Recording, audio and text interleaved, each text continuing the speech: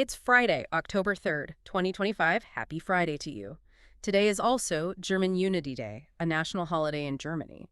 On this day, in 1990, East and West Germany came together as one nation, united by freedom and hope.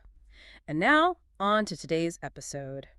Welcome to your news update on Blip Brief. Small, but almost everything updated every weekday. Yeah, we're jumping straight into the deep end today.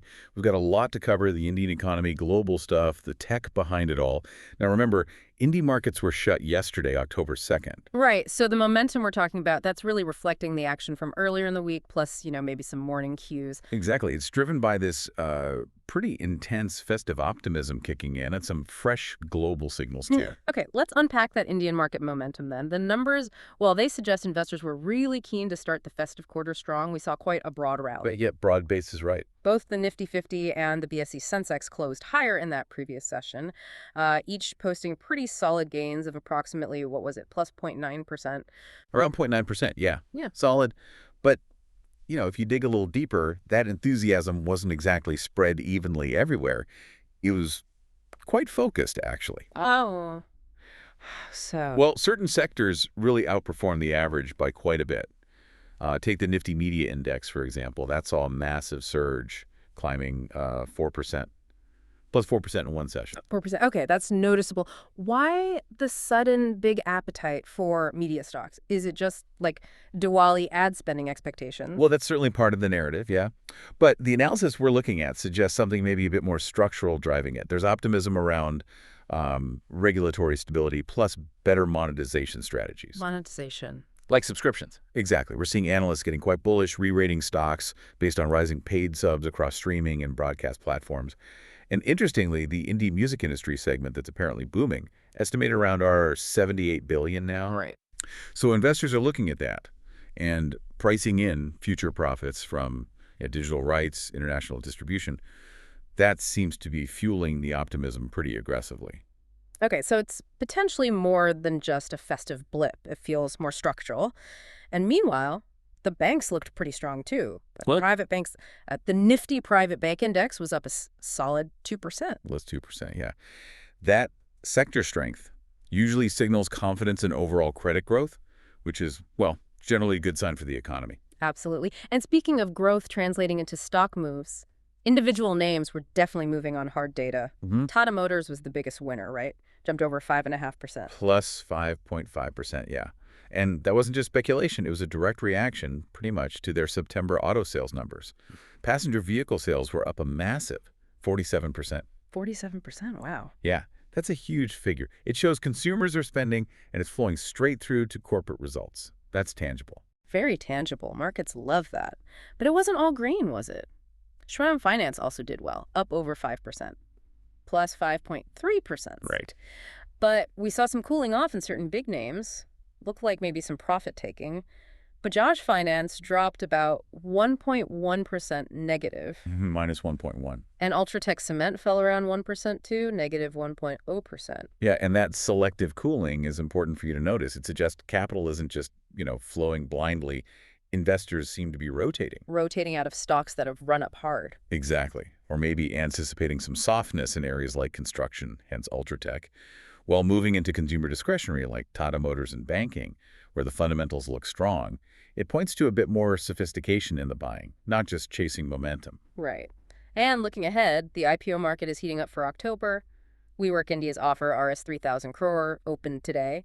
But the analysis points out its gray market premium is kind of modest. That's definitely something to keep an eye on. The gray market premium, for anyone not familiar, is basically the unofficial price before listing. It's a kind of hype indicator. So modest means? Well, modest suggests maybe analysts are a bit divided, or perhaps it just lacks that explosive pop some investors chase on day one. It signals that maybe you need to do some careful evaluation yourself. Good point. Definitely one to watch, especially since this is just the start. We've also got cues for some potentially huge upcoming issues. LG Electronics and Tata Capital, they could really turbocharge the Diwali IPO season. Okay, moving from markets to policy. The RBI, the Reserve Bank of India, they kept the main policy rate unchanged at 5.5%. But don't let that fool you. Their actions this week were definitely not neutral. Okay, let's unpack this a bit. The central bank made some regulatory moves, right? And they're expected to unlock a huge amount of credit demand, something like RS 5 lakh crore. An immense 5 lakh crore, yeah. Yeah. That's the estimate. It's a massive number. But how? How do they inject that much potential credit without actually cutting the main interest rate? Well, this is where regulatory changes show their power. What the RBI did was ease something called corporate exposure curbs. Basically, they relaxed the limits on how much a single bank can lend to one corporate group. Oh, okay. By loosening those lending limits, they instantly free up capital that banks were holding back. That capital can now potentially be lent out, especially targeted towards, infrastructure and corporate investment. That's how you get to that 5 lakh crore figure. It's like debottlenecking the lending pipes. That sounds like a pretty powerful way to stimulate investment. But if credit expands, that fast 5 lakh crore is enormous. Are there risks we should be watching, like inflation maybe, or asset bubbles? That's the key question, isn't it? The risk, naturally, is that too much credit too quickly, especially if it goes to the wrong places, could fuel inflation or, puff up asset prices unsustainably. But the RBI seems confident, at least based on the commentary, that by targeting corporate exposure specifically, they're aiming this capital towards sort of productive long-term manufacturing and infra projects. The thinking is these areas absorb liquidity better than, say, speculative consumer loans. It's definitely a calculated risk, aiming to boost GDP growth. Speaking of calculated growth, India's push for local manufacturing, especially in electronics, seems to be really paying off. The Electronics Component Manufacturing Scheme, ECMS, it's received investment proposals worth our 1.15 lakh crore. Yeah, and put that number in context for you. Yeah. That nearly doubles the original target for the scheme. It's huge. Doodles. Doubles. And what's crucial here, we're not just talking about basic assembly. The investment seems heavily focused on mid to high value components. Things like advanced chip packaging, specialized sensors, display units. So moving up the value chain. Precisely. That level of investment, hitting double the target, signals really strong global investor confidence in India's plan to build a serious domestic supply chain. It's moving beyond just assembling imported parts. And there's significant action on the M&A front too, right? A big international move involving India Bull's housing finance, or Semen Capital, as it's now called. That's right. Abu Dhabi-based IHC, International Holding Company, a major player, moved to acquire a controlling stake 41.2% in Semen Capital. For $1 billion. $1 billion, yeah. The aim is apparently to transform it into a full-service financial company. This shows big international confidence, not just in India generally, but specifically in the potential for these non-banking financial companies, NBFCs, to evolve into something bigger. It's a significant external validation. And back on the domestic front, another key factor, consumer spending. GST cuts, festive deals, seem to be working already. Consumer companies are reporting their best Navratri sales in a decade. Yeah, fantastic news for them. And it might not just be pent-up demand this time. Connecting this to the bigger picture, some companies are noting a subtle shift. Spending seems focused less on just basic big-ticket items and more on sort of high-frequency consumption goods and services. Interesting, like smaller, more frequent purchases. Exactly. That kind of sustained buying pattern is really encouraging for the whole festive season. It's setting the stage for potentially strong H1 car sales, too. Expected maybe to cross 2 million units. And the government's helping things along, too, right? Pumping liquidity into the system.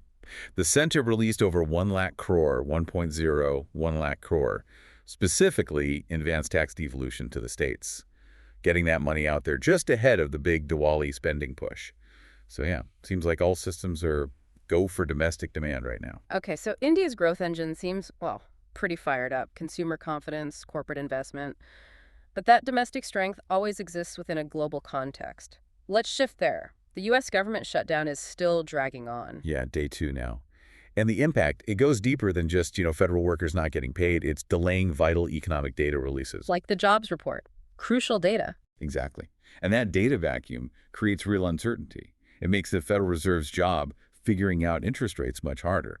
That murkiness complicates things globally. And President Trump is weighing in. Yes, using the shutdown to urge Republicans to try and cut what he called deadwood agencies. So you've got this political clash brewing with clear economic consequences, whichever side you're on. It just adds risk. Right.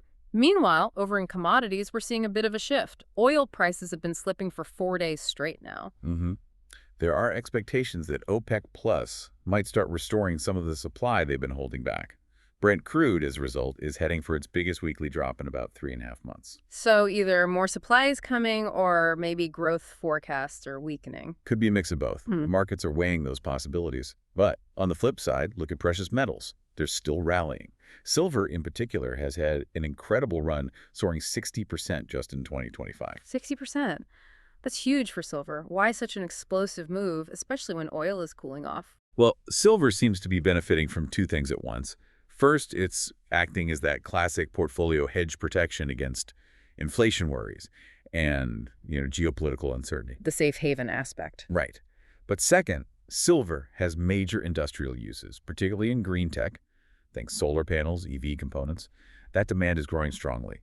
So it's working as both a safe haven and a growth-linked industrial commodity right now. Interesting combination. Okay, what about currencies? The yen had been strong, but it eased back a bit today. Yeah, the yen trimmed its weekly gains. Traders seem to be weighing potential Bank of Japan rate hikes against political shifts happening within Japan. Lots of moving parts there. And the rupee, still drifting weaker. Unfortunately, yes. The rupee continues that negative drift, and that's really important for you, the listener, to track. If the rupee keeps weakening, it makes imports like oil, electronics more expensive. And overseas travel, too. Absolutely. So that negative drift keeps the RBI on high alert. They might need to step in and use currency reserves to try and stabilize the rate against these external pressures. This volatility really highlights the geopolitical crosscurrents, doesn't it? Especially that complex India-Russia-US triangle.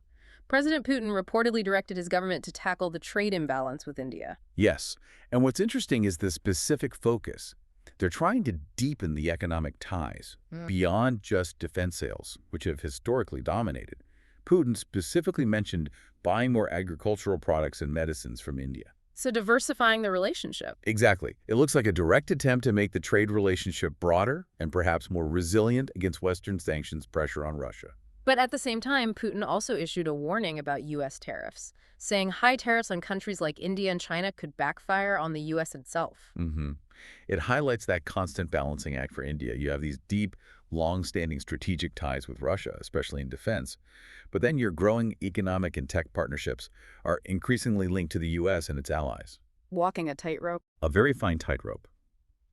Putin's comments act as a kind of diplomatic nudge, reminding India of those connections while it navigates these powerful global trade winds. And speaking of bilateral ties, another significant development, India and China are apparently resuming direct flights later this month. That's right, ending a 5-year freeze that started around the time of the border tensions. It's a symbolic step, perhaps, towards normalizing what's been a very strained relationship, maybe showing economic needs starting to find a way through political friction, at least in the air. Interesting. Okay, let's pivot now to our tech deep dive. All this market action, all this investment, a lot of it is being driven by the AI race, which is getting very physical, very demanding in terms of infrastructure. Absolutely. The scale is just incredible. And the financial side reflects that. OpenAI, the company behind ChatGPT, apparently hit a massive $500 billion valuation after a recent stake sale. $500 billion. That kind of money has to translate into huge physical infrastructure needs, right? Immediately. Yeah. And that's exactly what we're seeing in the supply chain. The sheer logistics are fascinating. Major chip makers are locking down enormous long-term supply deals just to feed the beast. Like Samsung and SK Hynix. Yeah. They're reportedly set to supply OpenAI with up to 900,000 wafers of DRAM per month by 2029. 900,000 wafers. Per month. That number is almost hard to grasp. Why is DRAM, dynamic random access memory, why is that specific component so critical for AI? It's all about speed. DRAM is the super fast, though volatile memory that these AI systems absolutely devour.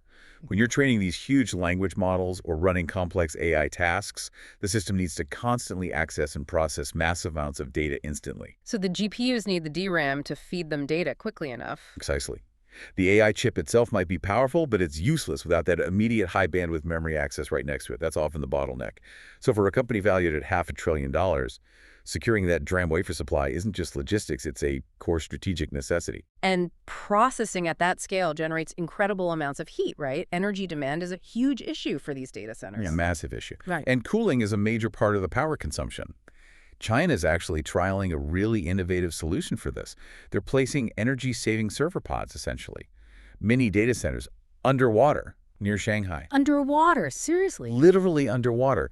The idea is to use the surrounding cold water for natural passive cooling.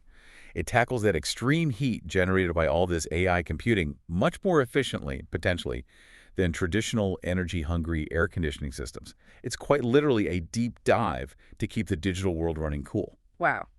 A literal deep dive into the ocean to cool the future of computing. That's a perfect image to end on. And just before you go, a quick note. This deep dive commentary was put together using advanced AI.